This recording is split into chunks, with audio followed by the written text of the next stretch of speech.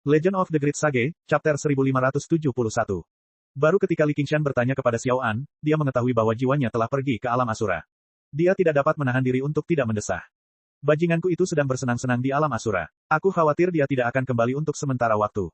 Ia tidak khawatir, dia akan terbunuh. Sebaliknya, ia merasa sedih dan menyesal. Ia seharusnya ikut merasakan kebahagiaan itu. Kegembiraan membunuh dewa hantu tanpa bunga wuhua seharusnya juga menjadi milik dirinya sendiri, dan kegembiraan ganda ini akan membawa lebih banyak kegembiraan lagi.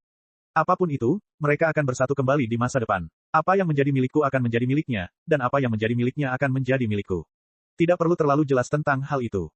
Pada saat ini, Little N membantu Wuhua Ghost Immortal mengumpulkan mayatnya. Dia mengumpulkan pecahan roh primordial dan setumpuk besar artefak. Mereka kemudian pergi ke gua tempat tinggal mereka dan menyelidikinya dengan saksama. Baru setelah itu mereka mengerti apa yang telah terjadi. Jadi urat-urat bumi bergeser. Itulah sebabnya hantu tua itu tiba-tiba terbangun. Kehendak surga, oh kehendak surga. Li Qingshan mendesah sambil tersenyum. Tampaknya mereka telah menang melawan takdir lagi. Tapi ini bagus. Tempat ini lebih aman daripada kota Wuhua. Tidak ada yang akan menerobos masuk ke gua tempat tinggal hantu abadi. Keberuntungan dan kemalangan berhubungan erat dengan keberuntungan. Kuncinya tetap pada diri sendiri. Jika tidak cukup kuat, hal baik bisa berubah menjadi hal buruk. Jika manusia dapat mengatasi alam dan melewati cobaan dan kesengsaraan, hal-hal buruk dapat menjadi hal-hal baik. Setelah menyelesaikan krisis ini, kehendak surga alam hantu kelaparan tidak akan mampu mengumpulkan cukup banyak kebetulan dalam waktu singkat. Periode waktu ini sangatlah penting. Sekarang King San telah kembali, dia tidak lagi memiliki kekhawatiran. Dia juga memiliki sebagian sumber daya. Jika dia mencernanya dengan baik, dia pasti akan mampu bertahan dari kesengsaraan surgawi ke-6. Saat itu, alam hantu kelaparan tidak akan lagi menjadi ancaman baginya. Bahkan jika kehendak surga mengatur lebih banyak hantu abadi dan mayat abadi untuk mendatanginya, tidak ada yang perlu ditakutkan. Dia mengerutkan bibirnya. Dia bahkan bisa memanfaatkan ini untuk menunggu kelinci datang dan memakannya begitu saja. Dalam kata-kata Li Qingshan, itu seperti pengiriman makanan.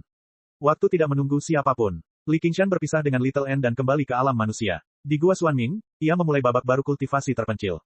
Waktu berlalu dengan cepat. Tapi Sun Yue, dengan teriakan burung phoenix, dia bergegas keluar dari jurang dan menuju ke awan.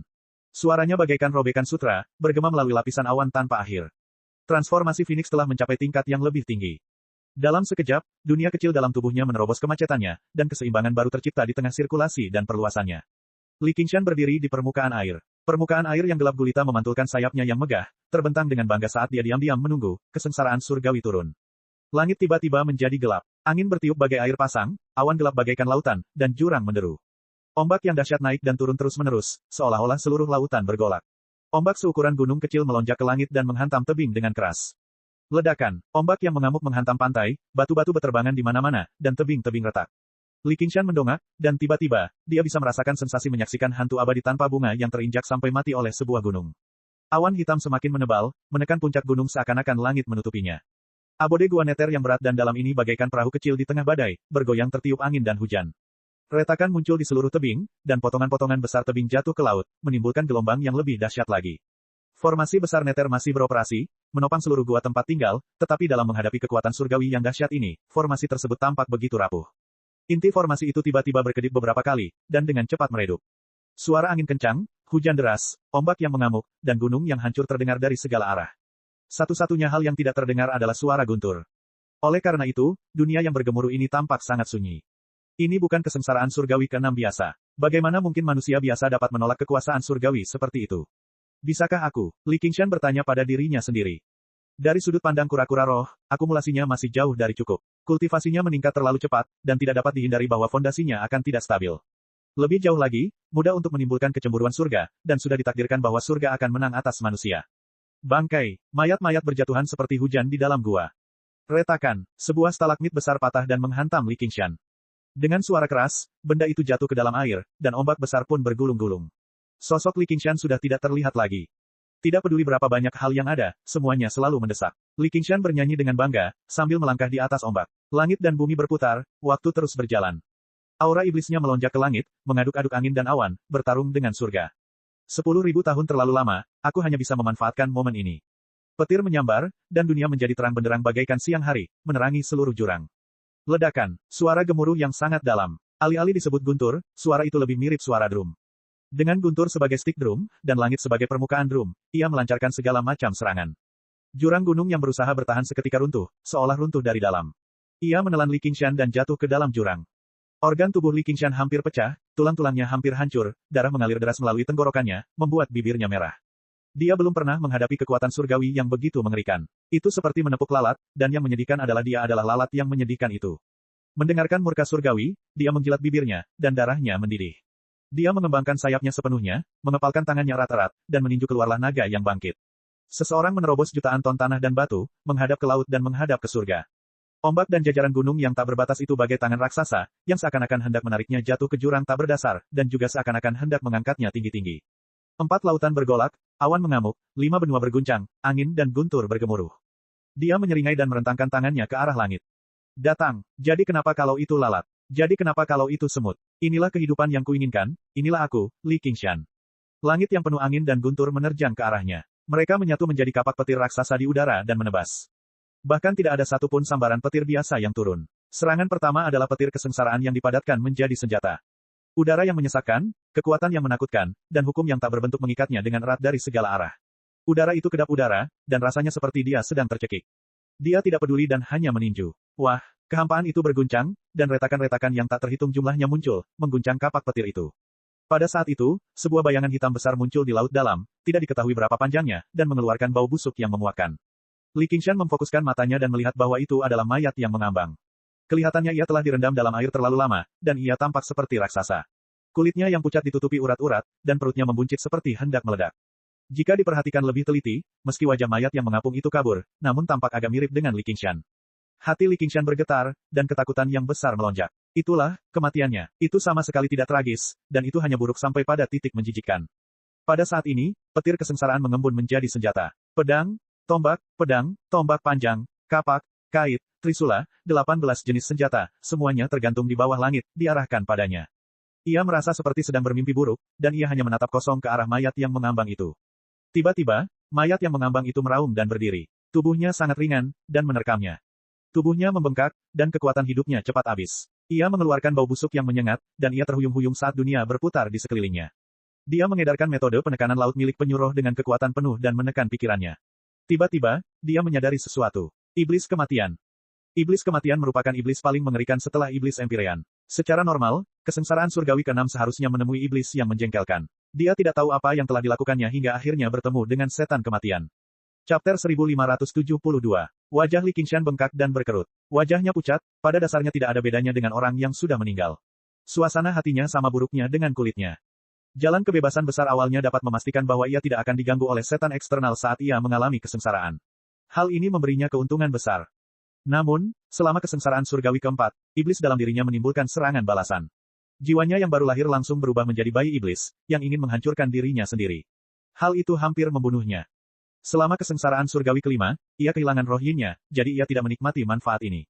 Ia hanya mengalahkan 5 setan yin setelah usaha yang luar biasa.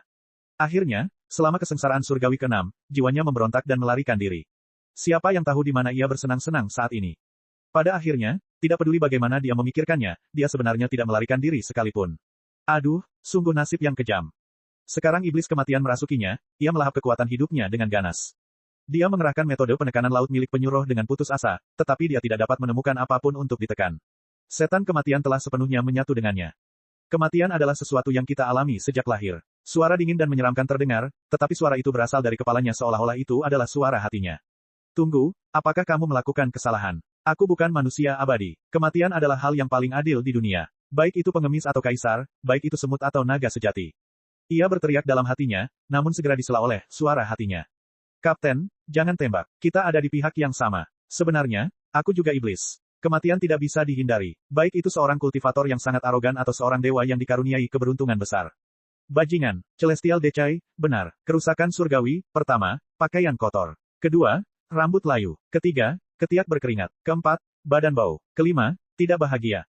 Selama semangat bertarung seorang asura tetap ada, mereka tidak akan mati. Celestial memiliki kekuatan hidup yang kuat dan rentang hidup yang panjang. Mereka hampir abadi. Namun, semangat juang mereka akhirnya akan habis. Mereka tidak benar-benar abadi. Bahkan makhluk surgawi pun akan mencapai akhir hidup mereka. 5 tanda pembusukan berarti kematian sudah dekat. Manusia abadi pada dasarnya sudah abadi. Mereka hanya takut pada 2 hal. Satu adalah kitab kehidupan dan kematian. Yang lainnya adalah iblis kematian. Yang pertama masih bisa dihindari dan didiskusikan. Skenario terburuknya adalah bereinkarnasi dan memulai dari awal lagi. Sebaliknya, yang terakhir jauh lebih mengerikan. Setan yang mati tidak dapat melarikan diri atau disuap. Tidak masalah apakah Anda seorang jenderal ilahi dari istana surgawi atau pemimpin sekte. Begitu Anda mati, jiwa Anda akan hancur dan Anda tidak akan pernah bisa bereinkarnasi. Kalau dia ingin menjadi seorang abadi sejati, dia harus mengambil risiko ini. Namun, entah mengapa, Li Qingshan tidak sampai pada langkah itu sama sekali. Sebaliknya, ia menarik iblis kematian. Dengan kultivasinya saat ini, dia tidak punya cara untuk melawan. Dia hanya bisa menghadapinya dengan mempertaruhkan nyawanya. Kalau bukan karena garis keturunan dewa iblisnya, yang memberinya umur yang sangat panjang, dia pasti sudah mati sebelum disambar petir.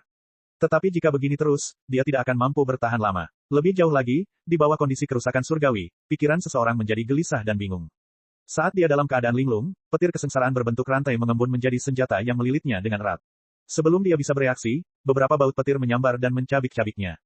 Dengan suara mendengung, sambaran petir yang tak terhitung jumlahnya menyambar maju mundur, memotongnya menjadi beberapa bagian. Bahkan tidak ada satu jari pun yang tertinggal. Dengan teriakan burung phoenix, Li Qingshan mengalami kelahiran kembali nirwana dalam kobaran api. Namun, ia putus asa saat menemukan bahwa iblis kematian masih melekat erat di tubuhnya. Bahkan belatung tulang pun tidak cukup untuk menggambarkannya. Dia menggertakkan giginya dan sangat marah. Enyahlah. Suara batin, itu kembali terdengar. Kematian tidak dapat dihindari. Kelahiran kembali hanyalah ilusi. Enyahlah. Teriakan keras lainnya terdengar dari awan, seperti sebuah perintah. Di tengah awan kesusahan yang bergejolak, kilat menyinari wajah orang itu. Dia adalah Li Qingshan. Iblis kematian terkejut. Iblis surgawi. Di bawah awan kesusahan, dalam kilatan petir yang tak berujung, Li Qingshan menatap Li Qingshan. Mereka tiba-tiba saling memandang dan tersenyum. Iblis kematian berkata dengan muram, jadi, itu adalah keturunan iblis surgawi.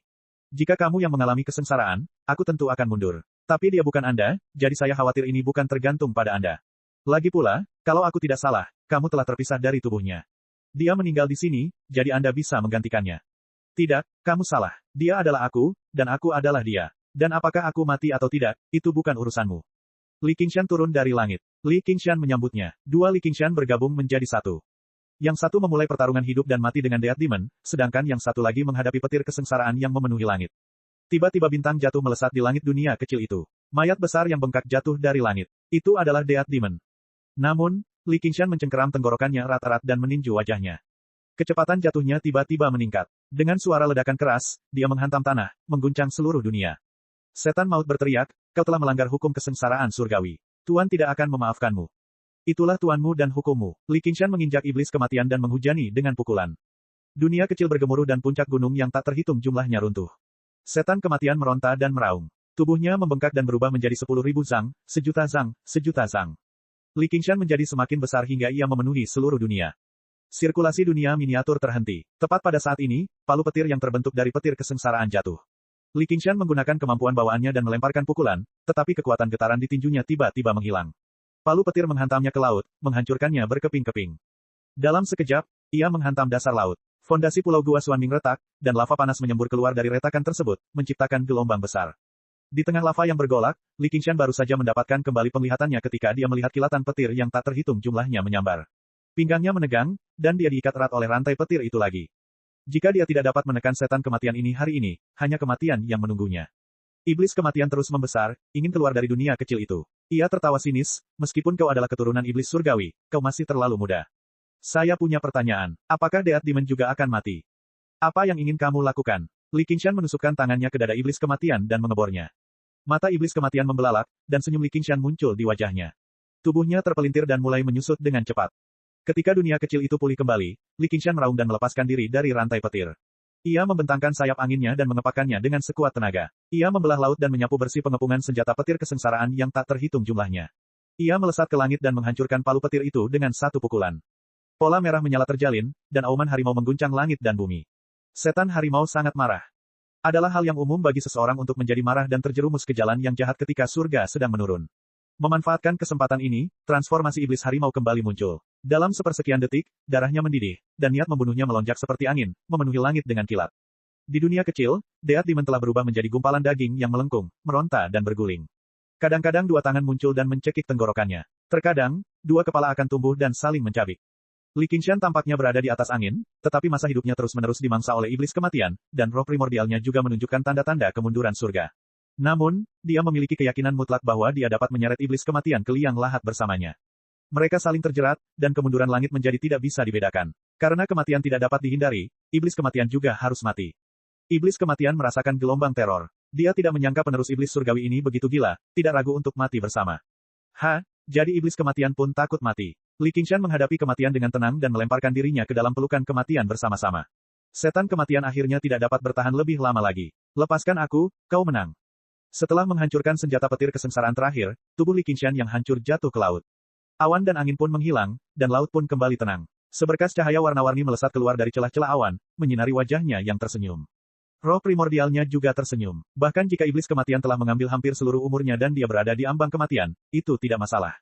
9 surga belum tiba. Li Qingshan dan keduanya berkata bersamaan, aku belum bisa mati. Chapter 1573. Hehe, hahaha, hahaha, hahaha. Li Qingshan tertawa terbahak-bahak. Laut bergetar, dan ombak naik lagi. Terdengar ledakan gemuruh, dan cahaya melesat melintasi cakrawala.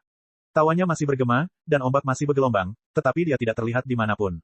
Matahari terbenam, bulan terbit, dan bintang-bintang berkelap-kelip. Di tengah langit, sebuah bintang tiba-tiba padam, dan bintang di cakrawala bersinar sedikit lebih terang. Binatang pemakan langit tak henti-hentinya melahap, dan dunia kelima benua terus meluas. Dari bintang yang remeh dan redup, lambat laun menjadi bintang yang terang benderang. Orang lain mungkin tidak mengerti arti penting hal ini. Bagaimanapun, ada banyak bintang di langit, dan kelahiran serta kehancuran dunia hanyalah fenomena alam. Di puncak gunung, Luo Hou Xiaoming mendongak sendirian, seolah-olah dia kembali ke masa lampau, saat dia menembak jatuh bintang-bintang dengan ketapel. Namun dia bukan lagi dirinya yang dulu, dan matanya penuh dengan nostalgia. Itulah tempat di mana ia memperoleh kehidupan baru setelah terbakar oleh api karma. Bahkan tempat itu bisa disebut kampung halamannya. Di matanya, tidak ada banyak perbedaan antara bintang-bintang. Kehancuran tidak memerlukan alasan apapun. Itu hanya permainan. Dan sekarang, permainan telah dimulai lagi. Kali ini, targetnya adalah beberapa bintang lain yang tidak biasa. Jitu, surga, para dewa. Asura hanya memperlakukan yang kuat sebagai lawan, dan menyerang mereka yang menganggap dirinya luar biasa. Sebelum itu, ia harus memperoleh kualifikasi untuk berdiri sejajar dengan mereka. Guntur bergemuruh di langit yang jauh, dan langit merah menatapnya tanpa suara. Di istana milik Nidam, Putri Qin dari klan Luo terbangun oleh suara guntur di kejauhan.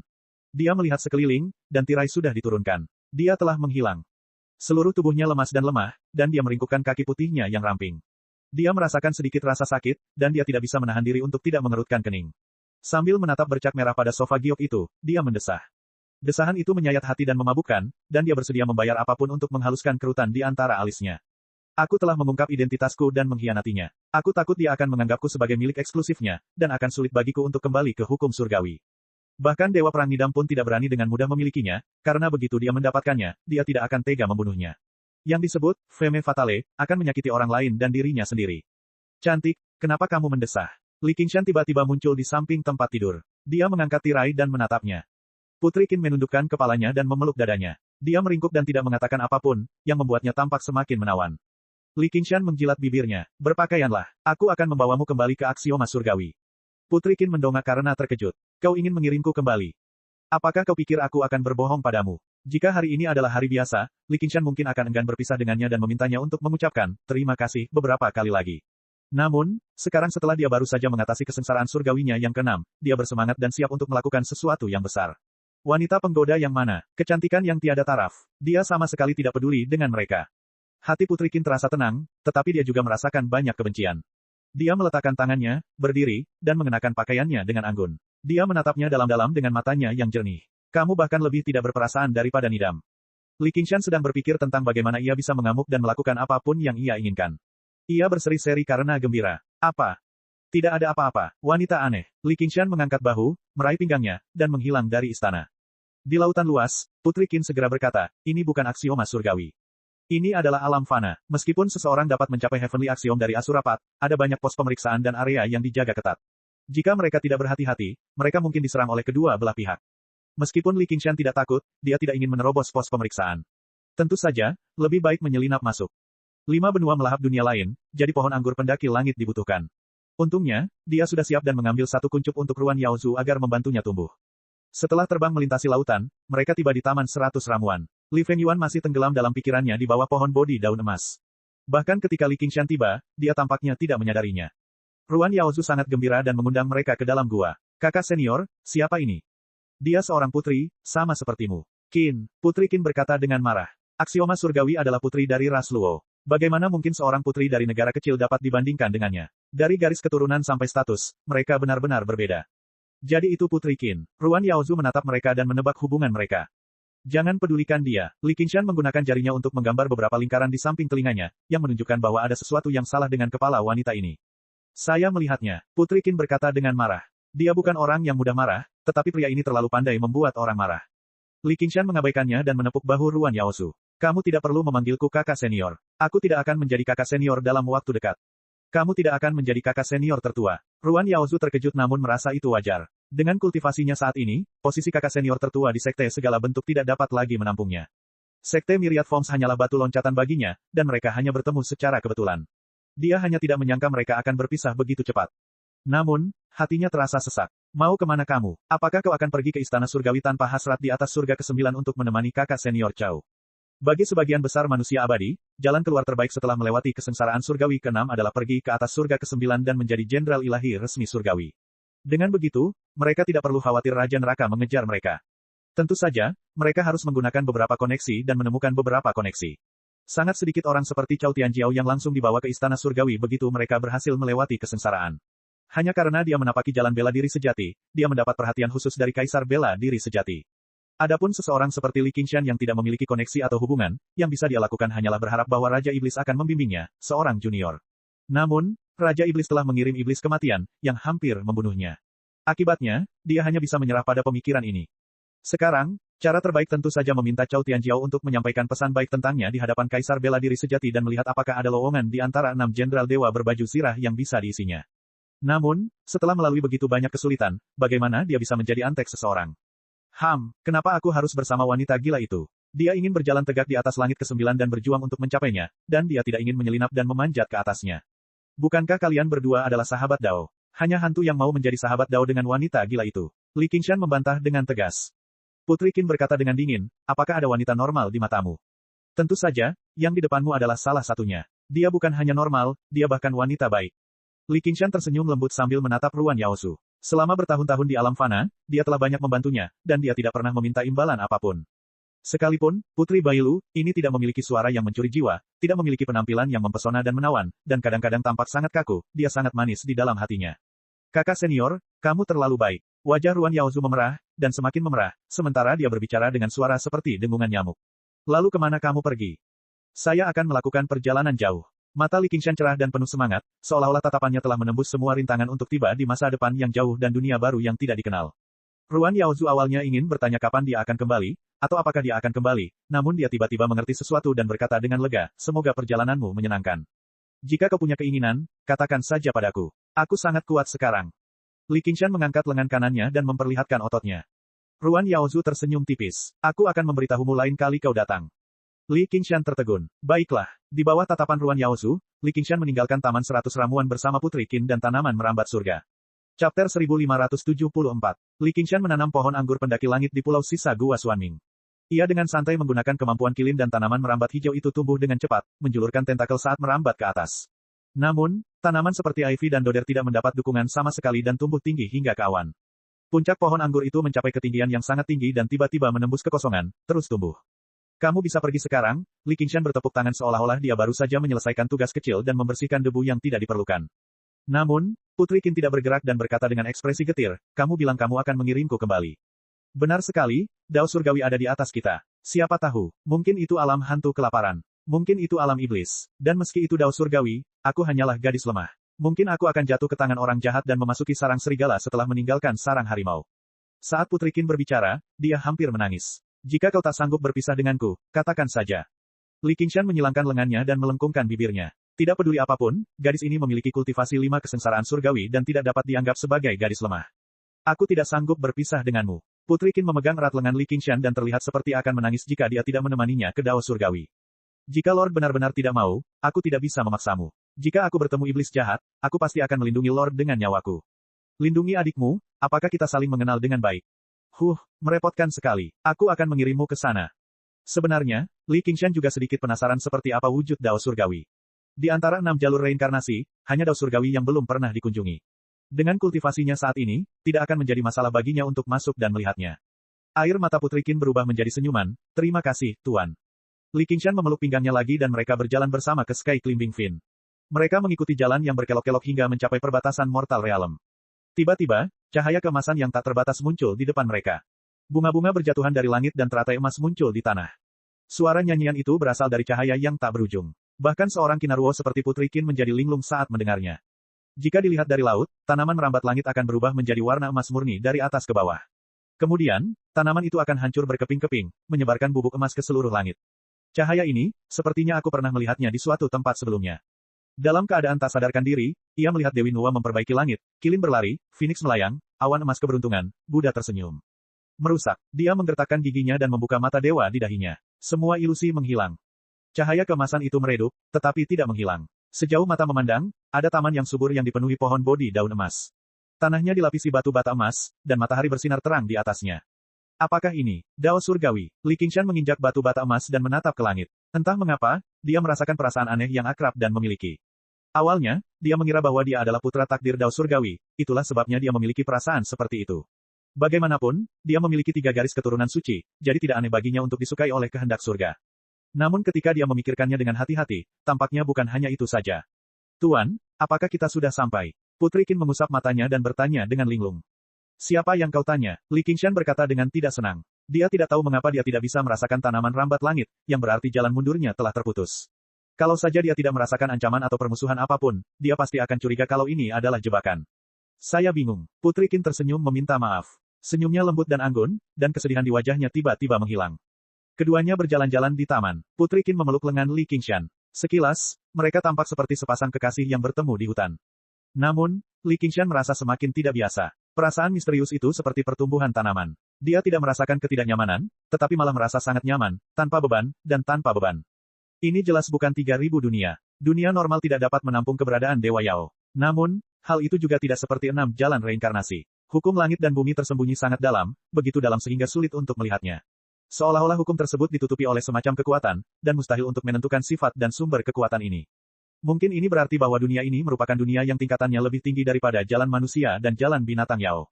Atau mungkin itu adalah atribut khusus dari jalan surgawi, seperti jalan neraka. Tuhan, ini sepertinya bukan jalan surgawi. Putri Qin menggigit bibirnya seolah tidak percaya. Matanya dipenuhi dengan keterkejutan yang tak terbayangkan. Apa kamu yakin? Petik 2. Ini tampaknya adalah surga barat. Tubuh Li Qingshan bergetar seperti tersambar petir. Apa yang kau katakan? Tidak mungkin salah, tidak mungkin salah. Ini adalah surga barat. Tadi sangat menyenangkan. Besar. Petik 2. Putri Qin begitu gembira hingga tubuhnya gemetar. Angin sepoi-sepoi bertiup, dan dia melepaskan lengan Li Qingshan. Dia melompat ke udara dan benar-benar menari di antara pohon bodi. Dia tertawa terbahak-bahak seperti lonceng, sangat bahagia. Li Qingshan tercengang. Dia berdiri di sana dengan linglung. Aku sudah pergi ke surga barat. Bagaimana orang biasa bisa pergi ke surga barat begitu saja? Tiba-tiba, dia teringat di mana dia melihat cahaya keemasan itu. Saat itu sedang terjadi pertempuran di kota awan hitam. Kepala biara Yamon telah mengorbankan dirinya, dan seberkas cahaya jatuh dari langit dan mengambil jiwanya. Cahaya itu tampaknya disebut cahaya bimbingan Sang Buddha. Tuan, bertemu dengan Anda adalah keberuntungan terbesar Qin dalam hidup ini. Putri Qin kembali kepadanya dan membungkuk. Ia tampak bahagia seperti seorang gadis kecil. Aku benar-benar beruntung. Dalam ajaran Taoisme, keberuntungan dan kemalangan saling bergantung, dan kemalangan berubah menjadi keberuntungan. Bukankah kamu ingin kembali ke jalan surgawi? Jalan surgawi. Bagaimana jalan surgawi dapat dibandingkan dengan surga barat? Kebanyakan makhluk surgawi menganut agama Buddha, dan keinginan mereka yang terbesar bukanlah untuk melewati masa kesusahan dan menjadi abadi, melainkan untuk memasuki surga barat.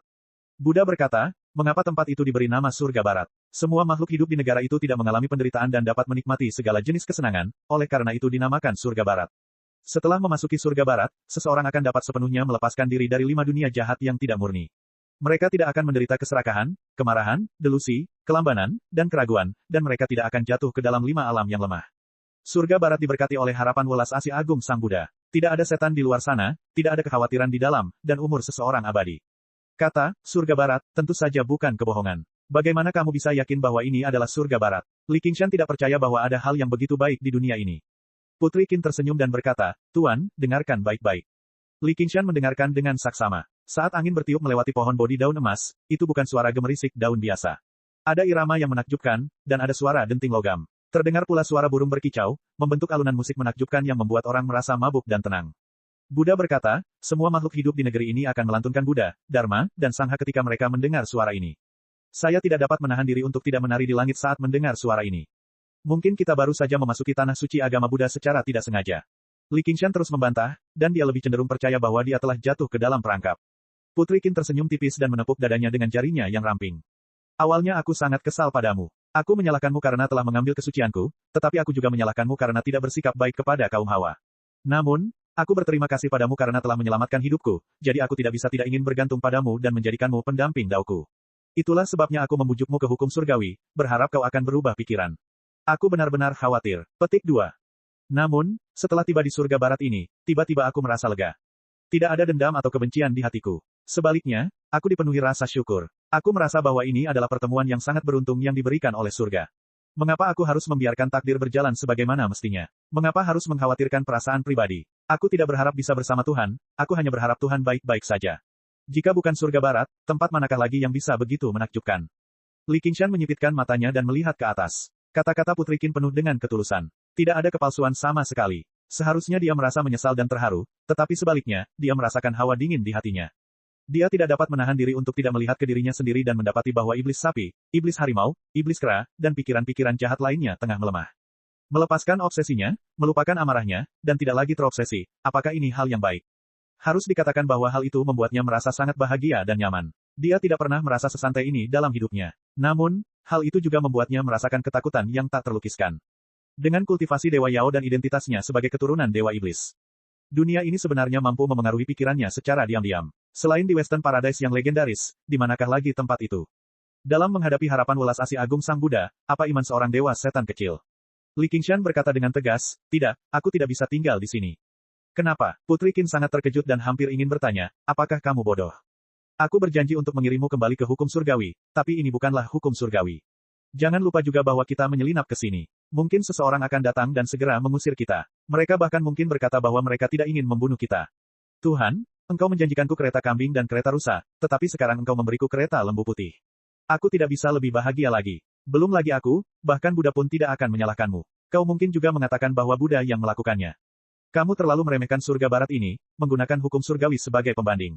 Bangsa celestial bersifat arogan, pendiam, dan pelit. Buddha penuh belas kasih dan tak terbatas, jadi mengapa ada orang yang mengusir kita atau bahkan membunuh kita?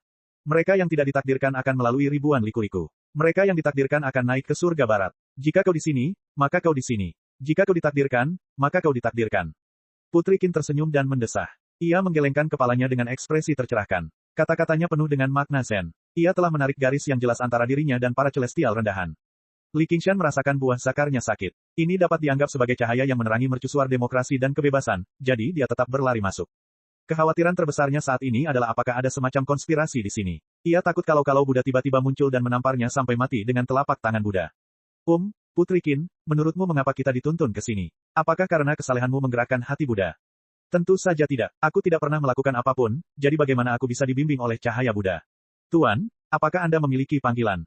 Menulis novel. Ia ingat bahwa ia adalah murid sebuah sekolah novel. Menulis novel adalah panggilan hidupnya. Tidak, aku sedang berbicara tentang posisi di Istana Surgawi. Saya baru saja melewati kesengsaraan surgawi ke-6 belum lama ini. Saya tidak memiliki koneksi apapun, jadi bagaimana saya bisa memiliki posisi? Benar sekali. Saya pikir Anda telah terpilih sebagai Jenderal Surgawi Sangha. Li Qingshan pernah mendengar istilah ini sebelumnya. Yang disebut, Jenderal Ilahi Sangharama, adalah Jenderal Pelindung Ilahi, dalam agama Buddha. Itu adalah jalan lain, sistem lain, di luar Istana Surgawi. Itu adalah jalan yang ditempuh para biksu.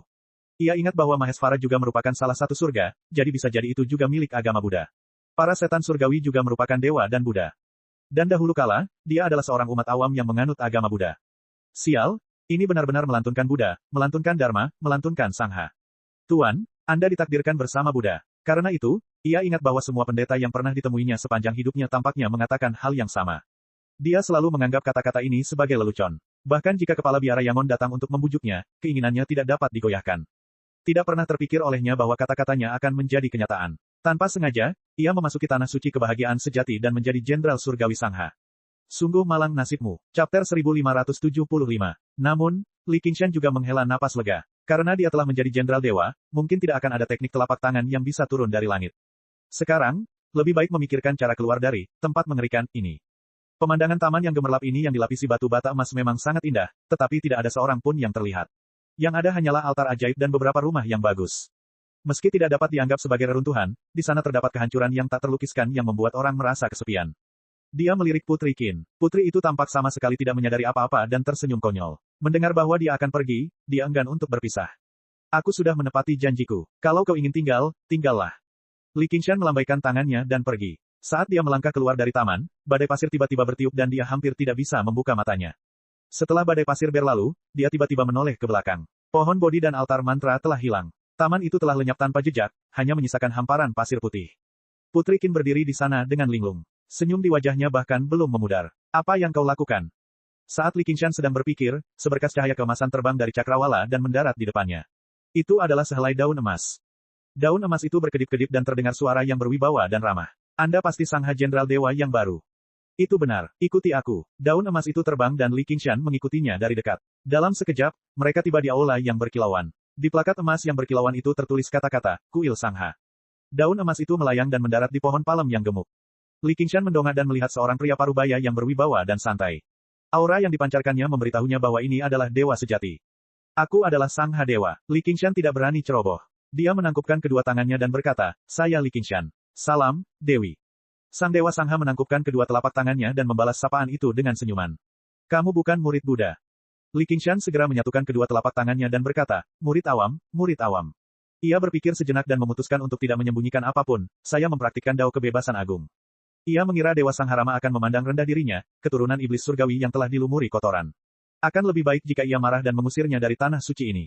Namun, senyum Dewa Sangharama tidak berubah dan tampaknya tidak peduli sama sekali. Li Qingshan hanya bisa bertanya, apa yang perlu dilakukan Jenderal Ilahi Kalan? Pastilah dia adalah tokoh seperti, tongkat merah bunga ganda, yang berkeliling membunuh setan dan iblis, sambil berteriak, aku akan menghancurkanmu atas nama Buddha. Dia bisa memanfaatkan kesempatan itu untuk melarikan diri. Namun, Dewa Sangharama mengecewakannya lagi. Jangan tidak sabar, kamu baru saja tiba di tanah suci kebahagiaan tertinggi. Kamu dapat melihat-lihat dulu. Li Qingshan memutuskan, bolehkah aku bertanya bagaimana aku bisa keluar dari sini? Keluar, Dewa Sangharama juga terkejut. Kebanyakan orang yang datang ke tanah suci kebahagiaan tertinggi ini akan sangat gembira dan bersyukur. Tidak pernah ada seorang pun yang terburu-buru untuk pergi. Sejujurnya, aku pernah bersumpah pada Nether River Blood Oath, Li Qingshan tidak menyembunyikan apapun dan menceritakan semuanya tentang taruhannya dengan Demon God Kyongki. Sekarang waktu taruhannya sudah dekat, aku harus bergegas ke Demon Domain dan bertarung sampai mati dengan Demon God itu. Saat ia mengakhiri kalimatnya, wajahnya penuh dengan kepahlawanan. Ia memiliki aura, angin menderu, air dingin, sang pahlawan takkan pernah kembali. Gunung Qingqi adalah markas Kyongki. Gunung ini memiliki keuntungan geografis yang besar dan merupakan dewa sejati. Bahkan dengan token penggeser gunung, dia mungkin tidak dapat menumbangkan Gunung Qingqi dengan mudah. Namun, sekarang dia adalah anggota sebuah organisasi. Ada begitu banyak tokoh hebat dalam sekte Buddha. Mereka tidak ingin pengikut baru seperti dia mati sia-sia. Jika Dewa Sangharama bersedia mengulurkan tangan dan memanggil beberapa Vajra Arhat, dia akan dapat menyaksikan runtuhnya Gunung Qingqi. Seiring dengan makin matangnya transformasi kura-kura roh, kebijaksanaanku sungguh meningkat dari hari ke hari.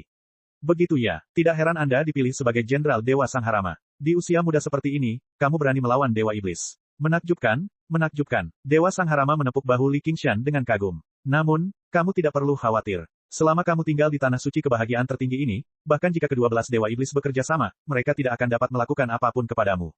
Tapi aku mendengar bahwa sumpah darah sungai Nether sangat kuat. Dewa Sangharama berkata dengan bangga, jangan lupa di mana engkau berada. Bagaimana mungkin sumpah belaka dapat dibandingkan dengan harapan welas asih agung Sang Buddha? Tetaplah di sini dengan tenang. Tunggu, ini berbeda dari yang aku rencanakan. Li Qingshan akhirnya mengerti apa itu, organisasi besar.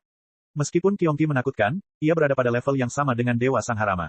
Mereka berdua adalah dewa sejati. Dalam sekte Buddha, ada banyak sekali tokoh perkasa setingkat ini. Setidaknya ada 17 atau 18 arhat, dan di atas mereka ada 4 bodhisattva agung. Di atas mereka ada para Buddha.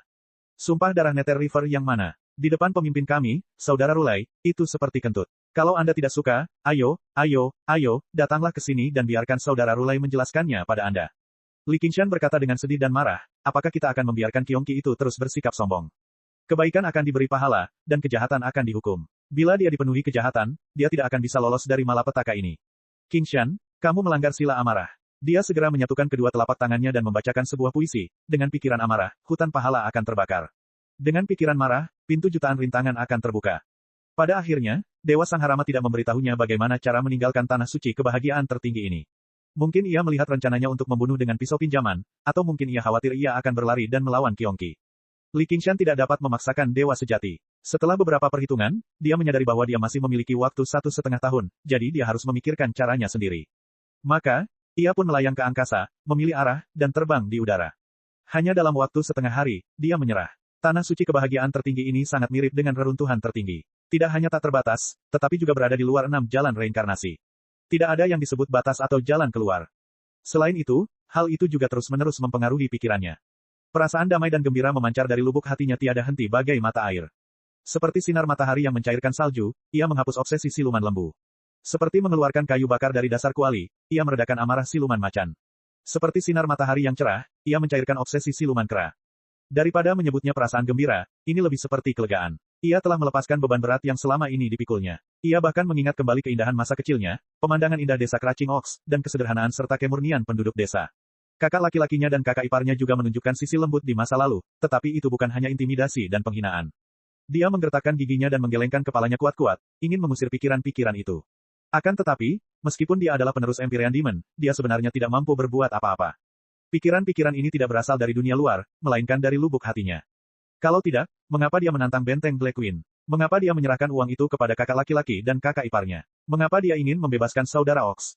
Itu semua adalah keindahan dan emosi dalam hatinya. Namun, jika ini terus berlanjut, semua transformasi iblis akan mengalami kemunduran, atau dengan kata lain, semuanya sudah mulai mengalami kemunduran. Bahkan fondasi 9 transformasi iblis dan ilahi akan lenyap. Setiap orang memiliki sifat Buddha di dalam hatinya. Semua makhluk dapat menjadi Buddha, gumam Dewa Biru Suci. Dia tahu bahwa Li Qingshan menyembunyikan banyak hal dan memiliki banyak motif egois, tetapi dia tidak menganggapnya serius. Banyak orang yang baru saja tiba di Tanah Suci kebahagiaan tertinggi seperti itu. Namun pada akhirnya, mereka akan dimurnikan oleh Tanah Suci ini dan menjadi baru. Bahkan dunia kebebasan harus menundukkan kepalanya di hadapan Sang Buddha, jadi apa gunanya penerus Empyrean Demon? Chapter 1576. Li Qingshan memegang kepalanya dengan kedua tangan, alisnya berkerut. Tubuhnya melengkung dan tulang punggungnya tegak, seperti lembu yang sedang berjuang. Senyum aneh tersungging di sudut mulutnya. Berbagai transformasi iblis mulai surut. Kekuatan iblis sapi tenggelam dalam lumpur. Jika semua lumpur tidak ada lagi, apa gunanya berpegang teguh padanya? Jika seseorang bisa menikmatinya, siapakah yang rela menderita? Ini adalah kebahagiaan, tanah suci, tanpa rasa sakit. Ia meraung ke langit, angin dan awan bergemuruh. Ia memamerkan taringnya dan matanya hampir keluar dari rongganya. Pikirannya langsung tenang dalam sekejap. Dia sudah mengambil keputusan. Phoenix Nirvana. Api merah menyala menyebar dan menelan segalanya, tetapi itu belum cukup.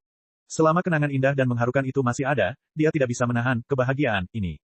Dia tidak bisa melepaskannya, dan dia juga tidak mau melepaskannya. Kenangan itu satu. Bagaimana kenangan dapat dibedakan dengan jelas antara keindahan dan keburukan, antara emosi yang mengharukan dan rasa sakit? Bagaimana mungkin dia tidak tahu bahwa Little N telah membunuh banyak orang dan melakukan kejahatan keji? Namun di matanya, tidak ada perbedaan antara kecantikan dan tulang. Mereka berdua adalah N kecilnya. Bagaimana ia harus memisahkan kenangan ini? Sambil mendesah panjang, dia mengaktifkan transformasi penyuruh. Matanya tiba-tiba kosong, seolah-olah semua pikirannya telah kosong. Bayangannya di langit biru yang cerah juga terbakar oleh api yang berkobar, jatuh dari langit. Ledakan, seberkas cahaya terbang lewat, mendarat di sebuah ladang. Sepasang suami istri tua bergegas mendekat. Asap dan api mengepul di udara, dan percikan api berterbangan di wajah mereka. Mereka tidak dapat segera mendekat. Namun mereka tampaknya tidak mengenal rasa takut. Orang tua itu mengambil perkakasnya dan membuka jalan. Pada saat ini, tiba-tiba terdengar suara tangisan bayi di depan. Situasi ini agak aneh. Pasangan tua itu saling memandang, terbakar oleh kecemasan. Mereka mempercepat langkah mereka. Mereka bergegas melewati sorghum yang terbakar, dan lelaki tua itu luput. Wanita tua itu bereaksi cepat dan meraih lengannya, mencegahnya jatuh ke dalam lubang yang hangus itu. Api di lubang pembuangan itu belum sepenuhnya padam. Di tengah lubang pembuangan itu ada setengah cangkang telur yang pecah, dan ada seorang bayi tergeletak di dalamnya. Tubuhnya keriput dan merah muda. Dia mengepalkan tinjunya dan menendang-nendangkan kakinya, seolah-olah dia sedang bertarung dengan monster yang tak terlihat. Dia menangis dengan keras. Orang tua itu perlahan meluncur ke dalam lubang pembuangan, memadamkan api yang tersisa, dan mendekati bayi itu. Bayi itu tiba-tiba membuka matanya dan berhenti menangis. Sepasang mata merah besarnya memantulkan pemandangan di sekitarnya dengan jelas. Orang tua itu menghentikan langkahnya, tidak berani mendekat. Wanita tua itu berjalan melewatinya dan menggendong bayi itu. Wajahnya penuh kegembiraan. Pak tua, lihat, ini bayi. Itu hadiah dari Yang Mulia. Sebelum mereka mencapai nirwana ini, mereka makan makanan vegetarian, berdoa kepada Sang Buddha, dan melakukan perbuatan baik sepanjang hidup mereka. Namun, mereka tidak memiliki anak. Mereka adalah contoh khas setempat dari, orang baik tidak akan mendapat balasan.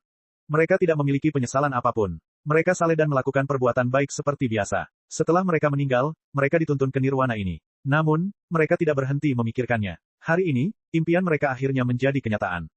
Ketika lelaki tua itu mendengar hal ini, dia tidak ragu lagi. Dia segera berlutut dan melafalkan nama Buddha. Mereka menggendong anak itu kembali ke rumah dan memberinya bubur beras. Anak itu tidak menolak dan makan lebih banyak daripada orang dewasa. Wanita tua itu berseri-seri karena gembira. Oh, untunglah kita berada di wilayah kekuasaan yang mulia. Kalau tidak, kita semua akan menjadi miskin karena dia. Orang tua itu menepuk pahanya. Baiklah, aku akan pergi dan menanam lebih banyak labu. Kita bisa memanennya dalam beberapa hari dan memberi makan anak itu sup labu. Tanah suci kebahagiaan tertinggi memiliki pepatah, bunga yang tidak layu di keempat musim, dan pemandangan musim semi di kedelapan musim. Iklimnya hangat dan nyaman, dan tidak ada cuaca dingin atau panas yang ekstrim. Tanahnya sangat subur, dan tidak perlu bekerja keras. Bertani bukan lagi pekerjaan berat, menghadap tanah kuning dengan punggung menghadap langit, tetapi telah menjadi suatu kebahagiaan yang luar biasa. Mereka dapat menanam apapun yang ingin mereka makan. Hari ini, mereka menanamnya, dan hari berikutnya, mereka akan bertunas. Setiap hari, bunganya berbeda. Tak lama kemudian, mereka akan berbunga dan berbuah. Itu adalah kegembiraan yang tak terlukiskan. Ladang-ladang selalu dipenuhi dengan wangi bunga. Anak itu tumbuh besar dari hari ke hari. Ya, anak itu tumbuh besar setiap hari, setiap saat. Keesokan harinya, ia bisa berlari kemana-mana dan makan semakin banyak. Beberapa hari kemudian, ladang labu yang baru ditanami tidak lagi bisa memuaskan selera makannya. Pasangan tua itu tidak merasa heran. Agaknya, di nirwana ini, anak-anak tumbuh secepat melon dan buah. Suatu hari, anak itu sedang makan melon. Tiba-tiba, sebuah cahaya melintas di benaknya. Ia mendongak dari kulit melon itu. Siapakah aku? Hal ini mengejutkan pasangan tua itu. Beberapa hari ini, mereka telah mendiskusikan pemberian nama untuk anak itu. Bagi anak yang diberikan oleh Yang Mulia, nama haruslah hati-hati dan bermakna. Mereka tidak bisa hanya memanggilnya, Ergo, atau, Dasu. Namun, mereka tidak berpendidikan. Anak-anak di desa pada generasi sebelumnya semuanya memiliki nama seperti itu. Orang tua itu menghisap 3 bungkus tembakau tetapi tetap tidak dapat menemukan nama. Dia mengembuskan asap rokoknya. Hei, wanita tua, mengapa Yang Mulia tidak memberinya nama juga? Wanita tua itu menunjuk kepala lelaki tua itu dan berkata dengan kesal, dasar orang tua, kau benar-benar berpikir kau punya terlalu sedikit emas. Aku tidak bisa mengandalkanmu. Aku akan pergi ke kuil dan meminta satu dalam beberapa hari. Namun setelah beberapa hari, anak itu bertanya pada dirinya sendiri. Pasangan tua itu saling berpandangan dan terdiam. Siapakah aku? Anak itu membuang kulit melon itu. Suaranya menjadi lebih keras. Aku mengerti. Lelaki tua itu menepuk pahanya lagi. Kau lahir dari telur. Panggil saja, Egg Sheng. Wanita tua itu melotot ke arah lelaki tua itu. Lelaki tua itu sama sekali tidak merasakannya. Dia berkata dengan bangga, nama keluargaku Ruan. Kamu akan dipanggil Ruan Egg Sheng. Wanita tua itu menyambar pipa tembakau dan memukul kepalanya. Kamu telur lunak. Kamu telur lunak. Orang tua itu menangkis dan berkata, aku bukan telur yang lembek. Bagaimana mungkin aku bisa dipukul olehmu? Anak itu bergumam pada dirinya sendiri, Egg Sheng. Nama saya Egg Sheng. Dia otomatis mengabaikan kata, Ruan. Tiba-tiba, dia tersenyum dan melompat. Aku Egg Sheng. Saya masih ingin makan melon. Melonnya sudah habis semua. Pergilah dan tanamlah mereka. Lelaki tua itu mengambil biji melon di tanah dan membawa cangkulnya. Ia berjalan keluar pintu dengan lesu. Egg Sheng mengikutinya dari belakang, menunggu untuk memakan melon. Orang tua itu tertawa. Egg Sheng, jangan cemas. Ia tidak akan tumbuh dalam waktu 10 hari hingga setengah bulan. Egg Sheng tidak menyerah dan terus mengikutinya. Lelaki tua itu menepuk kepalanya dan pergi ke ladang untuk menanam benih melon. Egg Sheng berjongkok di punggung ladang dan menunggu. Matanya tertuju pada ladang melon. Dasar anak konyol. Lelaki tua itu tersenyum dan menggelengkan kepalanya. Tiba-tiba, ia mendengar Egg Sheng bergumam. Tumbuh, tumbuh, tumbuh. Petik 2. Sepasang mata merah tua berangsur-angsur berubah menjadi hijau. Mata itu sebening air dan sehijau daun. Tunas melon itu keluar dari tanah dan tumbuh dengan kecepatan yang dapat dilihat dengan mata telanjang. Bunga-bunga kuning cerah bermekaran dan buah-buah bulat tumbuh di bawah kelopaknya. Buah-buah itu membengkak seperti balon. Sesaat kemudian, melon itu matang dan jatuh. Egg Sheng bergegas ke ladang melon dan mengambil semangka yang lebih besar dari kepalanya. Dia menghancurkannya dengan kepalanya dan mulai memakannya. Chapter 1577. Semangka itu sangat manis. Mungkin karena ia lahir di surga ini, sari buahnya penuh dengan kegembiraan. Telur tidak dapat menahan tawa saat makan. Seolah-olah dia tidak pernah merasa begitu rileks dan gembira dalam hidupnya. Tiba-tiba, dia merasa wajahnya hangat dan basah. Dia menyeka dan menjilatinya, tetapi rasanya asin dan pahit. Apa ini? Ia mengerjapkan matanya. Mata hijaunya seperti mulut mata air. Cairan asin dan pahit di wajahnya semakin banyak, tak dapat dihentikan. Mungkin karena dia tidak dilahirkan di surga ini dan direndam dalam kesakitan, dia hanya bisa mengeluarkan cairan pahit ini. Dadanya terasa berat, seolah ada sesuatu yang hendak meledak. Wajah kecilnya mengerut saat dia mengeluarkan geraman pelan yang tampak manusiawi namun tidak manusiawi. Cincin-cincin cahaya hijau muncul. Tanaman-tanaman tumbuh liar, saling melilit dan saling membunuh. Dia seperti burung unta, membenamkan kepalanya ke dalam kulit melon. Setelah sekian lama, akhirnya keadaan menjadi tenang. Semua tanaman telah layu. Dia mengangkat kepalanya perlahan, memperlihatkan lagi senyum polosnya. Matanya yang hijau tak lagi merah padam. Pasangan tua itu terkejut, tidak yakin dengan apa yang telah terjadi. Pria bernama Li Qingshan telah menggunakan nirvana burung phoenix saat ia berada dalam kondisi terlemahnya untuk menyegel segalanya dengan kura-kura roh, mencegah kultivasinya mengalami kemunduran. Ia seperti kura-kura yang menarik kepalanya ke dalam cangkangnya untuk menghindari invasi dunia luar. Namun, dia tahu betul bahwa ini hanyalah tindakan sementara. Kura-kura roh pandai bertahan, namun pertahanannya yang rapuh itu bukan saja terkikis oleh surga, tetapi juga dipertanyakan oleh dirinya sendiri. Dia akhirnya bertanya, siapa aku? Dan baru saja, transformasi Qilin yang telah mandek sekian lama, ternyata telah maju ke tingkat berikutnya tanpa ia sadari. Mungkin dunia ini cocok untuk pengembangan transformasi Qilin, atau mungkin dia secara tidak sengaja setuju dengan prinsip membiarkan alam berjalan sebagaimana mestinya. Namun demikian, kultivasinya tidak menurun, tetapi malah meningkat, merobek retakan pada tempurung kura-kura yang rapuh. Kenangan yang penuh dengan darah, pembantaian, kesakitan, dan keputusasaan, meski hanya sebagian kecil, bukanlah sesuatu yang dapat ditanggung oleh telur saat ini. Dibandingkan dengan kemudahan dan kegembiraan yang dirasakannya saat ini, kata-kata, melampaui 9 surga, terlalu berat dan samar. Kenangan yang tersegel pada akhirnya akan pulih. Pada saat itu, apakah dia masih bersedia menanggung rasa sakitnya? Dalam sekejap mata, Eksheng sudah berusia 1 bulan. Pasangan tua itu mengundang semua keluarga dalam radius 10 mil dan mengadakan perjamuan di ladang gandum. Tentu saja, tanah suci kebahagiaan sejati mematuhi semua ajaran Buddha. Alkohol, daging, dan ikan tidak boleh disentuh. Yang mereka minum hanyalah teh dan jus buah. Namun, seperti kata pepatah, bukan tehnya yang memabukkanmu, tetapi tehnya lah yang memabukkanmu. Di tengah harumnya bunga, di bawah terik matahari yang hangat, wajah semua orang berseri-seri kemerahan, dan tawa mereka tak henti-hentinya sedetik pun. Di tengah ladang pengirikan terdapat meja persegi dengan kursi rotan di atasnya. Tokoh utama pertemuan ini, Eksheng, duduk tinggi di kursi rotan untuk memastikan semua orang dapat melihatnya. Dia tampak berusia sekitar 8 atau 9 tahun. Dia mengenakan topi bergambar kepala harimau dan sepatu bergambar kepala harimau, dan sebuah kunci pengaman perak tergantung di lehernya. Namun, dialah satu-satunya yang tidak tersenyum. Matanya setengah tertutup, dan dia tertidur. Retakannya terus meluas, dan kenangan masa lalu terus menyusup masuk, berubah menjadi mimpi buruk. Kadang-kadang ia bermimpi dipaksa bekerja, terkena terik matahari, seluruh tubuhnya sakit. Terkadang ia bermimpi membawa mayat dan memanjat gunung es dengan susah payah. Yang paling menakutkan adalah mimpi-mimpi di mana dia diburu. Musuh-musuhnya berbeda-beda. Ada seorang wanita tua yang buruk rupa dan jahat, seorang pendekar pedang yang dingin dan percaya diri, dan seekor naga hitam yang ganas. Setiap kali ia dipaksa berada dalam situasi putus asa, ia akan terbangun dari mimpi buruk. Karena itu, ia berusaha sekuat tenaga untuk tetap terjaga, dan hanya tidur siang sebentar ketika ia tidak tahan lagi. Untungnya, saat dia bangun, dia masih relatif bahagia, dan dia juga menyukai keaktifan seperti ini. Ladang pengirikan itu penuh dengan kegembiraan. Meskipun dia bisa terlihat hanya dengan mengangkat kepalanya, dia masih dikelilingi oleh orang-orang. Ada 3 lapisan di dalam dan 3 lapisan di luar, dan semuanya mendecakkan lidah karena heran.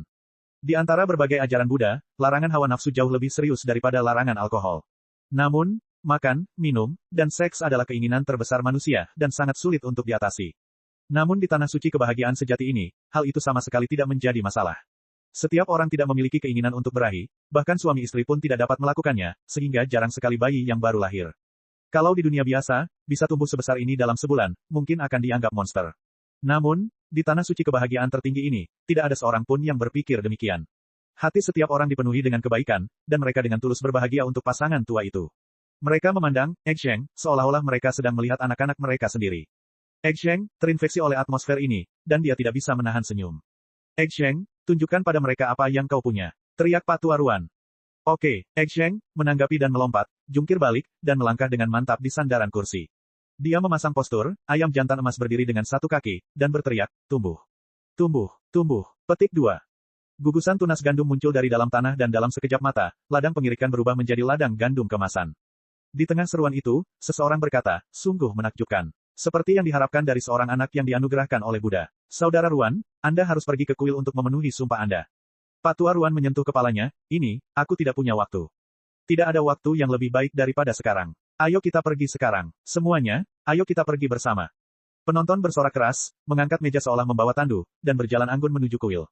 Sisi dunia ini penuh dengan kuil. Dalam waktu kurang dari 2 jam, mereka tiba di depan sebuah kuil kuno yang hikmat dan sederhana. Biksu penerima tamu menyambut mereka di kuil dan mengundang kepala biara. Semua orang berbicara sekaligus, dan kepala biara juga terkejut dan sedikit curiga. Berbeda dengan orang-orang biasa, yang hanya tahu cara membaca kitab suci Buddha, dia adalah penganut Buddha yang serius. Bahkan, Guanyin mengirim anak-anak, adalah pepatah umum, apalagi, Buddha mengirim anak-anak. Oleh karena itu, dia menggunakan mata surgawi untuk mengamati Eksheng lebih dekat, dan tidak dapat menahan rasa terkejutnya. Dia segera mengangkat kasaya dan membungkuk dalam-dalam kepada Eksheng. Amitabha, aku tidak tahu kalau itu adalah Jenderal Dewa Jialan. Maafkan aku karena tidak keluar untuk menemuimu. Apa yang dilihatnya bukan lagi seorang anak kecil, melainkan seorang dewa yang tinggi, kemasan, dan agung. Tidak peduli seberapa cocoknya tanah suci kebahagiaan tertinggi bagi umat Buddha untuk bercocok tanam, tetap saja jarang bagi seseorang untuk selamat dari 6 kesengsaraan surgawi. Jenderal Dewa Jialan sudah menjadi dewa Buddha yang saleh. Meskipun jabatan resminya tidak tinggi, ia telah memasuki jajaran dewa dan dapat disembah oleh umat beriman. Bahkan jika dia terlahir kembali dan ingatannya disegel, keilahiannya akan tetap ada. Di tanah suci kebahagiaan tertinggi, para biksu memiliki status yang sangat tinggi. Mendengar bahwa itu adalah Jenderal Ilahi Jialan, semua orang bergegas membungkuk. Bahkan pasangan tua itu tidak berani untuk tidak membungkuk. Egg Sheng melompat ke tengah kerumunan dan membantu mereka berdiri. Ia membelalakan matanya dan bertanya kepada kepala biara, dasar botak, kenapa kau bicara soal biru dan hijau? Bangunlah, jangan tunduk padaku. Kepala biara terkejut. Mungkinkah Jenderal Ilahi ini tidak mau mengungkapkan identitasnya? Pada saat itu, terdengar suara yang luar biasa dari luar kuil. Amitabha, lama tidak bertemu, Jenderal Li. Seorang biksu yang memegang tongkat biksu, mengenakan topi bambu, dan kasaya tua berjalan masuk ke kuil. Egg Sheng merasa cemas tanpa alasan. Siapa kamu? Anda juga memanggil saya Jenderal. Apa Jenderal Li? Kenapa tidak Jenderal Semangka? Chapter 1578. Kepala biara baru saja berdiri dan melirik keluar gerbang kuil. Ia hampir jatuh ke tanah lagi. Amitabha, apa yang terjadi hari ini? Ada yang lain di sini. Ternyata pendeta yang menyebut dirinya, Ramon, di luar gerbang itu tampak tidak mencolok, tetapi di bawah pengamatan, mata surgawi, dia jelas seorang pendeta suci yang telah mencapai, Anagami, dan hanya selangkah lagi menuju, Arhat. Dalam hal status dalam agama Buddha, ia bahkan lebih tinggi dari Sangha Jenderal Ilahi. Bahkan di tanah suci kebahagiaan tertinggi ini, hal itu sangat langka. Jenderal, kau benar-benar pelupa. Kau melupakanku begitu cepat. Kepala biara Ramon sedikit mengangkat topi bambunya, memperlihatkan wajah muda dan tampan. Bahkan jika ingatan Li Qingshan tidak disegel, dia mungkin tidak mengenalinya. Dalam pertempuran di kota awan hitam, dia mengorbankan dirinya untuk menarik cahaya bimbingan, melukai inkarnasi Dewa Iblis, dan memenangkan waktu yang berharga bagi Li Qingshan. Dan dia awalnya adalah seorang biksu terkemuka dari sekolah Tanah Suci, jadi Tanah Suci kebahagiaan tertinggi ini adalah tempat yang paling cocok untuk berkultivasi. Dia telah berhasil membangun kembali tubuh emasnya, dan kultivasinya telah mencapai tingkat berikutnya. Dia telah melewati 6 kesengsaraan surgawi. Saya bukan jenderal, dan saya tidak mengenal Anda. Telur, meletakkan tangannya di pinggangnya, membusungkan dadanya, dan berkata dengan arogan. Namun dalam hatinya, dia panik. Biksu ini benar-benar tidak asing. Dia mungkin pernah melihatnya dalam salah satu mimpi buruknya. Itu hampir menjadi salah satu mimpi terburuknya. Ia bertempur di medan perang yang berdarah, dan banyak sekali orang yang tewas secara tragis. Musuh begitu kuat sehingga membuat orang putus asa. Ia semula mengira bahwa selama ia tetap terjaga, ia dapat terhindar dari mimpi buruk tersebut. Kamu tidak mengenalku, tapi aku mengenalmu. Biksu Bau, keledai botak sialan, pergi, aku tidak ingin melihatmu. Telur, melambaikan tangannya dengan marah, dan pohon-pohon besar menjulang dari tanah, mengisolasi kepala biara Ramon di luar gerbang. Semua orang terkejut. Ini adalah tanah suci kebahagiaan tertinggi Amitabha. Ini, hanyalah memarahi orang botak di depan seorang biksu. Kamu tidak ingin melihatku, tapi aku harus melihatmu.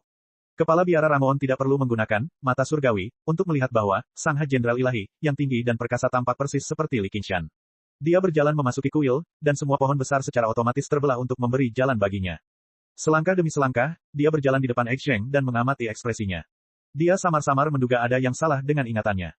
Egg Sheng mengatupkan giginya dan menatap Yamon seperti binatang kecil yang marah. Dia belum pernah bertemu orang sekuat itu dalam hidupnya, kecuali dalam mimpi buruknya. Itu adalah mimpi buruk yang menjadi kenyataan.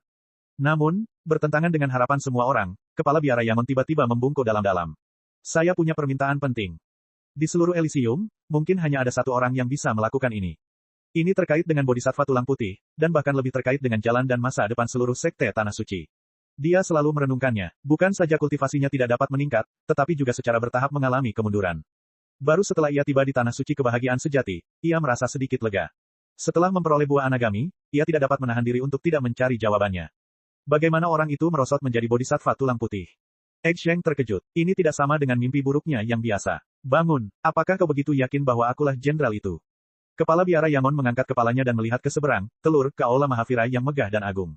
Di tengah asap hijau, mata Buddha emas itu setengah tertutup, dan sudut bibirnya sedikit terangkat, seolah-olah dia sedang tersenyum.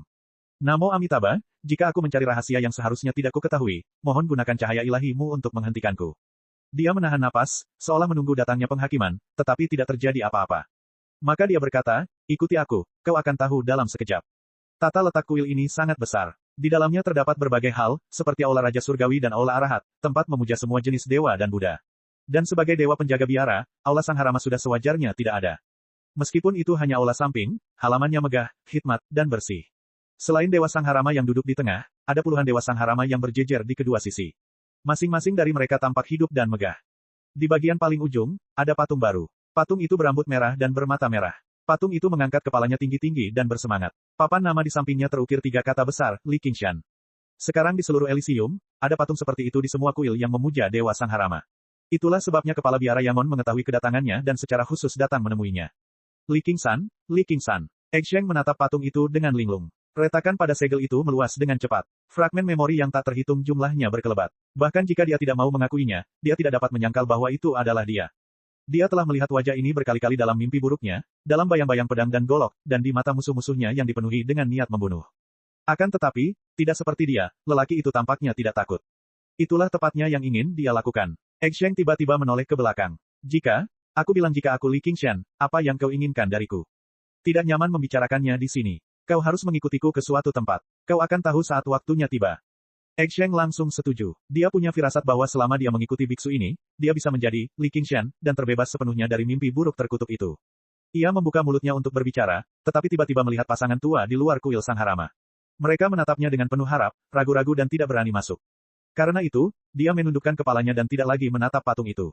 Aku tidak bisa pergi bersamamu. Aku ingin pulang. Ia ingat betul bahwa setiap kali ia terbangun dari mimpi buruk, mereka akan selalu menemaninya. Tak terkecuali. Kepala biara Yangon sedikit terkejut dan berpikir keras. Malam itu gelap dan bulan terang menggantung tinggi di langit. Di ladang melon, Eksheng duduk di atas semangka besar seukuran anak sapi. Ia menatap bulan yang cerah tanpa sedikit pun tanda-tanda kelelahan. Ia berulang kali mengingat pengalaman di siang hari, terutama patung Li Qingshan. Apakah itu penampilan asliku? Pada saat itu, dia mendengar suara gemerisik. Pasangan tua itu berjalan di sepanjang punggung ladang satu demi satu. Dia melambaikan tangannya dengan tidak sabar. Kakek, nenek, aku mau tidur sekarang. Jangan terus-terusan mendesakku. Pasangan tua itu saling memandang. Nak, pergilah. Eksheng terkejut. Kemana aku akan pergi? Untuk menemukan guru itu. Duh, melihatmu mimpi buruk tiap malam, kami jadi ikut merasa tidak enak. Kupikir kau kerasukan dan bahkan memohon Buddha untuk melindungimu. Aku tidak menyangka kau akan menjadi salah satu jenderal Buddha. Buddha mungkin tidak ingin melihatmu bermalas-malasan dan tidak bekerja. Kami memohon Buddha, tetapi kami mungkin malah akan menyakitimu. Buddha punya banyak jenderal. Kenapa dia tidak bisa membiarkanmu pergi?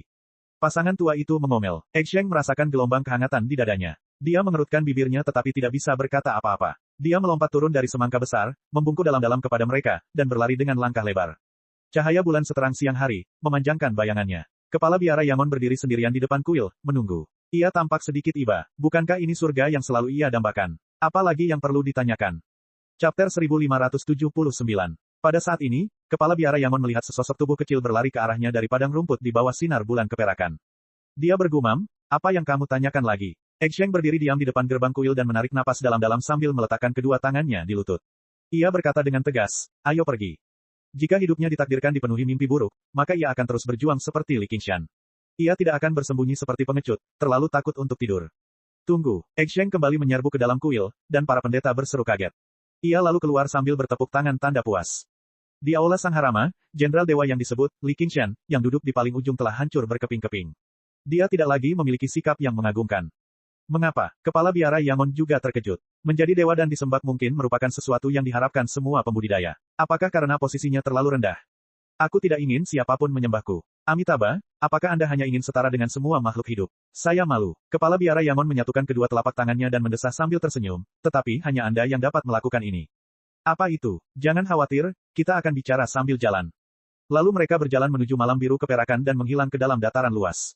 Di kuil Sangharama yang berantakan, semua biksu merasa lemah di sekujur tubuh.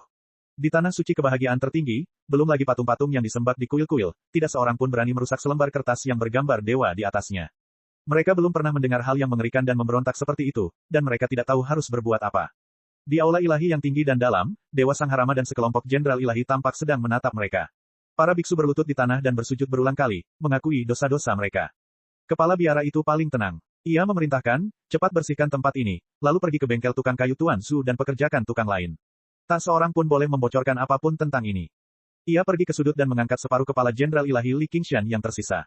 Dengan pantatnya menghadap ke langit, ia membungkuk dalam-dalam. Aku telah gagal melindungimu dengan baik. Mohon maafkan aku. Aku akan membangun kembali Dharmakayamu sesegera mungkin.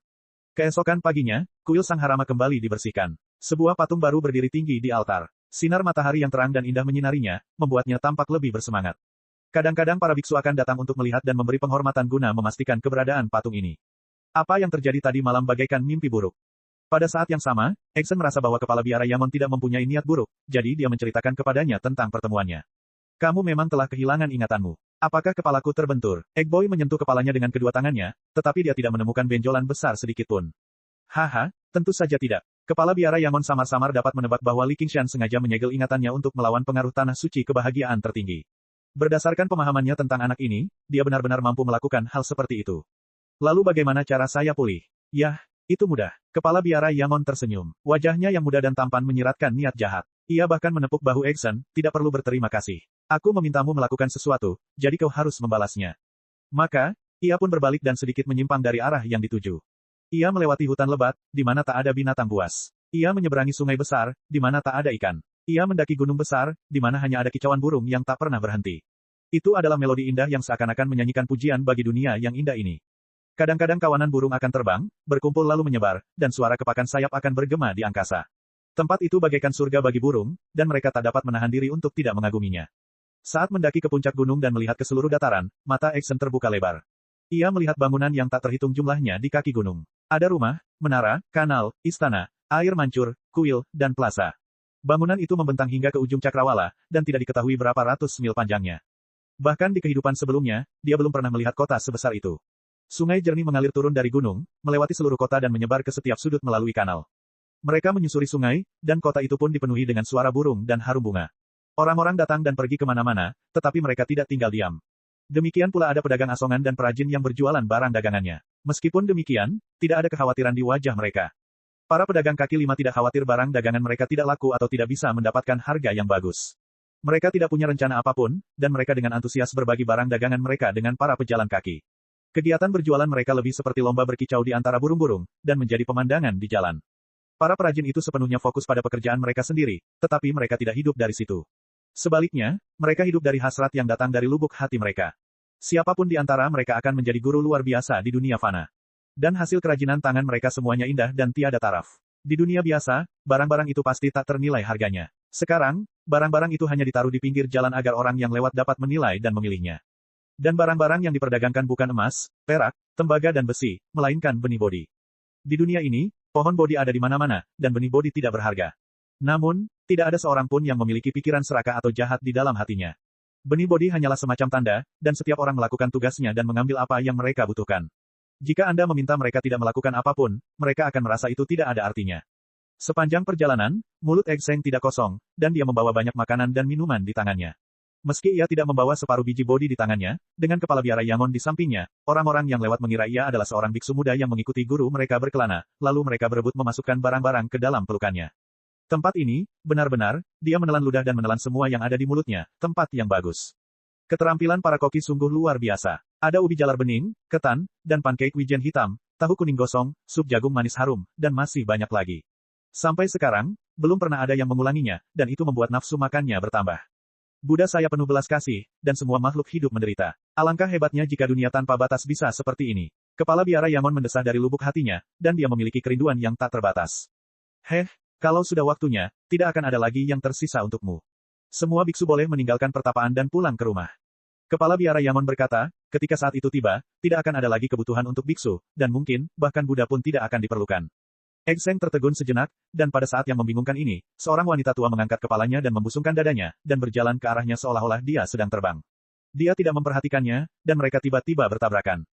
Meskipun perawakannya kecil, kekuatannya besar, dan dia bahkan tidak bergoyang. Wanita tua itu menjerit kesakitan dan terjatuh dengan keras ke tanah. Dia bergegas pergi menolong wanita tua itu, namun wanita tua itu tiba-tiba mencekal pergelangan tangannya dengan erat. Dia panik dalam hatinya, dan dia tidak tahu mengapa dia panik, tetapi dia punya firasat bahwa sesuatu yang buruk akan terjadi.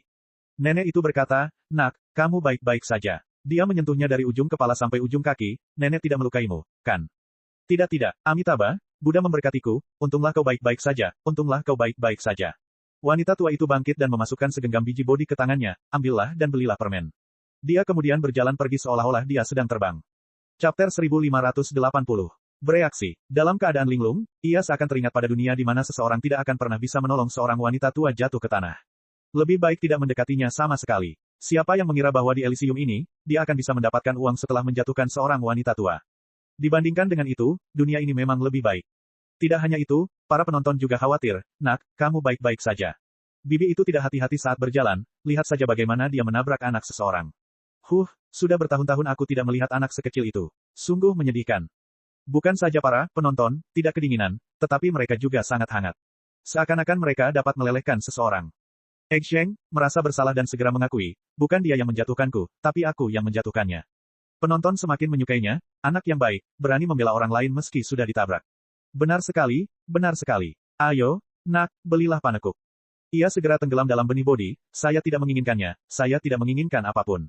Tidak mudah baginya untuk menjauh dari para penonton yang antusias. Langka, sangat langka, seekor burung pipit menginjak-injak seekor ayam tua hingga mati, seekor semut sepanjang 3 kaki, seorang kakek tua yang duduk di buayan. Ia menggelengkan kepala dan menyenandungkan sebuah lagu, mengikuti kepala biara Yangon di antara kerumunan yang berdesakan. Sayangnya, tidak ada anak-anak lain di jalan, dan tidak ada seorang pun yang datang untuk bernyanyi bersamanya. Tiba-tiba kepala biara Yangon berhenti, mari kita menginap di sini malam ini. Di sini, ini bukanlah sebuah biara atau penginapan, melainkan sebuah alun-alun yang luas. Saat itu, matahari mulai terbenam dan lentera-lentera dinyalakan. Alun-alun ramai dengan suara dan kegembiraan. Banyak orang berbaris, bernyanyi dan menari. Dari sudut pandang manapun, tempat itu bukanlah tempat untuk tinggal. Ya, ini tempatnya. Baiklah, Eksheng, memegangi pipinya dan duduk di tangga, melihat ke arah kerumunan yang menari-nari. Matahari terbenam mewarnai wajahnya semerah apel, dan tanpa sadar dia tersenyum. Dia tampak tidak berbeda dari anak-anak pada umumnya. Kepala biara Yangon tiba-tiba merasa sedikit kasihan. Mungkin dia seharusnya tidak melibatkannya. Mungkin dia seharusnya tidak membantunya memulihkan ingatannya, tetapi dia seharusnya membantunya menutup masa lalu sepenuhnya. Tekad heroik yang dimiliki, Li Qingshan, didukung oleh tumpukan mayat, lautan darah, dan dosa yang tak terbatas. Dia tidak mau menjadi seperti seorang kultivator biasa, memperlakukan semua makhluk hidup sebagai semut. Jika demikian, dia tidak akan pernah bisa merasa tenang dan harus menanggung dosa ini. Karena itu, dia menjadi lebih teguh hati. Bahkan jika dia harus mati dalam pertempuran di suatu tempat, dia akan menerimanya sebagai hal yang wajar. Sekarang dia teringat kembali apa yang dikatakannya di kuil tanah suci di kota awan hitam, perkataannya itu masih memekakkan telinga dan tepat pada intinya. Saya tertawa melihat betapa lemahnya kalian semua. Kalian tidak berbeda dengan orang-orang yang menganggap semua kehidupan sebagai semut. Karena mereka tidak sanggup menahan rasa sakit di hati mereka, mereka terpaksa meninggalkan pikiran baik mereka dan meletakkan pisau jagal. Keduanya sama-sama mendistorsi hati mereka, tetapi apa bedanya? Hati itu penuh belas kasihan, dan hati itu jahat. Membawa pisau jagal di tangan, membunuh musuh yang kuat di luar, bukankah itu menyenangkan? Mengapa harus pergi ke tanah suci kebahagiaan tertinggi? Mereka yang membunuh akan selalu dibunuh. Karena aku membunuh, aku siap dibunuh. Saya tidak mencari kebahagiaan, saya tidak mencari umur panjang, bagaimana seorang pendeta dapat mengukurnya? Tidak sedalam kitab suci Buddha, tapi tekad dan kemauan kerasnya sungguh luar biasa. Pada saat ini, Eksheng tiba-tiba melompat. Aku akan menari. Para penari itu terus menggodanya, dan dalam waktu singkat, ia telah menguasai sebagian besar gerakan tari. Akhirnya, ia tidak dapat menahannya lagi dan melompat ke atas panggung. Seperti seember air dingin yang dituangkan ke dalam panci berisi minyak panas, suasana di alun-alun itu segera menjadi seantusias api. Sosok itu melintas di depannya, wanita tua itu yang menabraknya. Sosoknya luar biasa kuat dan dia terus berputar-putar. Nak, kamu datang, mari kita bertanding. Mari bersaing, siapa yang takut pada siapa? Aku, Zhang Sui, aku, Li Eksheng. Satu tua dan satu muda menari di tengah alun-alun. Semua orang mengelilingi mereka, bersorak dan bersorak, tetapi tariannya tidak berhenti. Zhang Sui telah mendalami jalan ini selama bertahun-tahun, mengunjungi banyak guru tari, melangkah di lapangan yang tak terhitung jumlahnya, dan menguasai keterampilan tari ini. Begitu mengasyikkannya sehingga orang-orang benar-benar melupakan usianya dan tenggelam dalam tariannya. Namun, ia segera terperangah dan terkejut. Seolah-olah anak ini sudah bisa menari sejak lahir. Setiap gerakan yang dilakukannya semulus air yang mengalir, sempurna dan tanpa cacat. Bagaimana mungkin dia anak kecil, dia jelas seorang guru tari. Tak lama kemudian, dia tidak bisa mengikuti langkah tarinya dan yakin akan kekalahannya. Eksheng, bersemangat tinggi dan mengalahkan para penari satu persatu. Sorak-sorai membumbung seperti ombak, dan udara begitu panas sehingga seolah-olah akan terbakar. Ia menari tanpa hambatan, bagaikan badai, bagaikan angin puyuh, bagaikan kodok yang sedang bergemuruh, bagaikan harimau yang sedang bertarung. Bukan hanya gerakan-gerakan yang baru saja dipelajarinya, tetapi juga tari Yangko, tari merak, tari Latin, tari tap, dan tari jalanan yang berasal dari masa lalu. Ia menjadi satu-satunya pemimpin para penari, dan semua orang mengikuti langkahnya. Kepala biara Yangon menggelengkan kepalanya dan tersenyum pahit, lupakan saja, hanya seorang Yangon, kualifikasi apa yang dia miliki untuk membantu Li Qingshan memilih jalannya. Mata Eksheng setengah tertutup, dan dia melupakan semua yang ada di sekitarnya, seolah-olah dia telah jatuh ke dalam mimpi. Ia merasakan kegembiraan yang luar biasa di dalam hatinya, dan ia tidak dapat mengekspresikannya tanpa menari. Ia juga merasakan kemarahan yang luar biasa, dan ia tidak dapat melampiaskannya tanpa menari. Ia juga merasakan kesedihan yang luar biasa, dan ia tidak dapat menenangkan diri tanpa menari. Setiap emosi berubah menjadi tindakan, dan bahkan terpancar keluar alun-alun, menginspirasi semua orang untuk melakukan tindakan yang sama. Saat bel berbunyi, sekelompok penjaga berbaju besi dengan senjata di tangan mereka mendekati alun-alun. Sudah larut, semua orang harus bubar. Biasanya, semua orang akan bubar saat mendengar bel berbunyi, tetapi hari ini, tidak ada yang peduli dengan desakan penjaga. Sebaliknya, semakin banyak orang datang dari segala arah. Para penjaga melewati kerumunan dan bergegas ke tengah alun-alun, mencoba menghentikan penari utama. Namun, ia tetap menari sepuasnya. Tiba-tiba, mata ketiga terbuka di dahinya, menyemburkan api suci yang membakar tubuhnya, mencegah para penjaga mendekat. Sebuah patung dewa muncul di tubuhnya, mengenakan mahkota api di kepalanya, memegang genderang kecil dan api di tangannya. Dia juga menari, tetapi gerakannya sangat lambat dan penuh kekuatan. Dia perlahan mengangkat kaki kirinya, dan kaki kanannya menginjak lingkaran api. Keempat lengannya terentang dengan lembut. Terdengar serangkaian suara berdenting, dan bahkan para penjaga membuang senjata mereka dan menari bersamanya. Ekspresi mereka mabuk, dan mereka lupa akan tugas mereka. Tarian setan. Kepala biara Yangon mengerutkan kening, dan itu sedikit tidak terduga. Dia hampir lupa bahwa Li Qingshan mengolah dao kebebasan besar, dan sekarang dia menampilkan bentuk tarian Raja Surga kebebasan besar. Jelas ada jejak keilahian di dalamnya, dan bahkan dia tidak bisa menghentikannya. Lingkaran api itu berputar tanpa henti, dan melambangkan reinkarnasi penciptaan, pelestarian, dan penghancuran. Tidak seorang pun dapat lolos dari reinkarnasi seperti itu, seperti halnya orang-orang di alun-alun saat ini. Bahkan mereka yang tidak pernah tahu cara menari pun mulai menari dengan antusias, dan mereka langsung menjadi master tari, tetapi mereka agak mirip boneka marionet.